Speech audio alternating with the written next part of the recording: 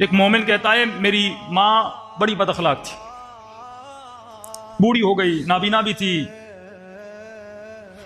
میں خود اس کو لے جاتا واش روم میں، ماں کو سارے کام کہتا ہے میں پوری اپنی ماں کے کرتا، لیکن اتنی غصے میں تھوڑی غلطی کرتا، کبھی گالیاں دیتی کبھی کیا کرتی۔ کہتا ایک دن کپ میں چائے لایا، ماں کو چائے دی اور تھوڑا اس کو ذائقہ پسند نہیں آیا، وہ گرم گرم چائے اس نے میرے منہ پہ مار دی، لیکن پھر بھی میں نے کچھ بھی نہیں کہا۔ میں نے کہا کیونکہ اللہ کا حکم ہے وَسَلِّمُوا تَسْلِيمًا وَلَا تَقُولُوا لَهُمَا أُفٍّ، کبھی ماں باپ پہ غصہ نہ کیا کرو، کیسے بھی ماں باپ ہو، چاہے کافر ہی کیوں نہ ہو، ماں باپ پہ غصہ نہ کیا کرو، تسلیم محض ہے۔ کہتا جس دن میرے چہرے پہ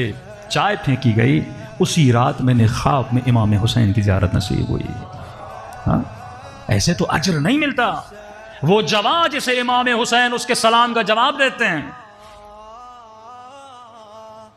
کہتا دونوں بوڑھے ماں باپ ہیں، ہر شب جمعہ ان کو حرم امام حسین میں لے کر جاتا تھا زیارت کے لیے، باری باری رکھی ہوئی، آج ماں کی باری ہے، کل بابا کی باری ہے۔ ایک شب جمعہ جب میرے بابا کی باری تھی، میں نے کہا چلیے بابا کربلا چلتے ہیں، اس رات بارش بھی بہت تھی،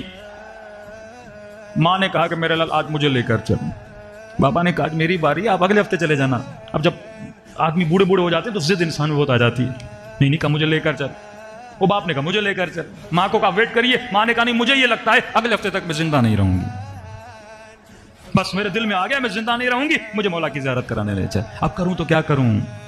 کہتا ہے ایک گدھا تھا میرے پاس جس پہ بٹھاتا تھا اپنے بوڑھے باپ کو یا اپنی بوڑھی ماں کو اور لے کر جاتا تھا، بہت دور دراز سفر تھا۔ اب ماں نے ضد کی، باپ نے ضد کی، میں نے کہا ٹھیک ہے کوئی بات نہیں، آپ اگر راضی ہو گئے تو حسین راضی ہو جائے گا۔ سوچ اگر بندے کی بدل جائے نا، ہماری سوچ جب گیو اینڈ ٹیک ہو جائے، تو میرے ساتھ اخلاق کے ساتھ بات کرے گا میں بھی کروں گی، شوہر کہے تم یہ کرو گی تو میں بھی کروں گا، تو یہ تو گیو اینڈ ٹیک ہو گیا نا، تم اللہ کے لیے تو کچھ نہیں کر رہے۔ مطلب تیری بیوی اگر خوش اخلاق ہے اور اس کے بعد تو اسے سب کچھ دے رہا ہے، یہ تو اس نے تجھے پریشان کیا، تو اس کا بدلہ چکا رہا ہے۔ یا شوہر خوش اخلاق ہے، بیوی پھر اس کے ساتھ اچھا برتاؤ کر رہی ہے، اس کا تو کوئی اجر نہیں ہے نا۔ اجر تب ہے جب وہ خوش اخلاق نہ ہو پھر بھی تو خوش اخلاق رہے۔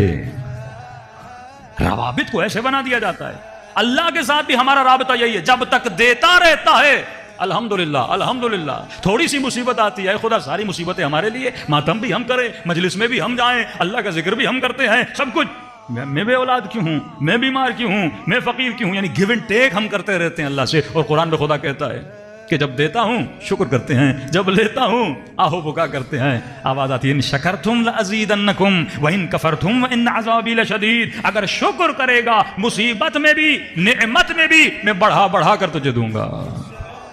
لیکن اگر کفران نعمت کرے گا گھر تباہ ہو جاتے ہیں۔ نعمتوں کی قدر و قیمت جانا کر۔ اب یہ جوان کہتا میں نے کیا کیا، میں نے بوڑھی ماں کو اپنی کمر پہ بٹھایا۔